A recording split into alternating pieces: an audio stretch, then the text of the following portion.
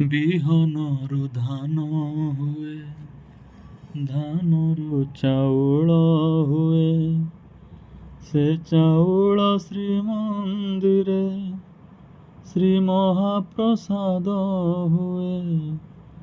ଅକ୍ଷରରୁ ବ୍ରହ୍ମ ହୁଏ, ଜଗନ୍ନାଥ ନାମ ହୁଏ।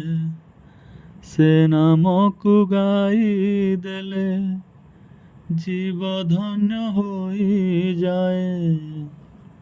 ଶହେ ବୈକୁଣ୍ଠର ଦେବତା ଯେଉଁଠି, ଶହେ ବୈକୁଣ୍ଠର ଦେବତା ଯେଉଁଠି, ମୋ ଜଗନ୍ନାଥ ପରାସି, ମୋ ଜଗନ୍ନାଥ ପରାସି।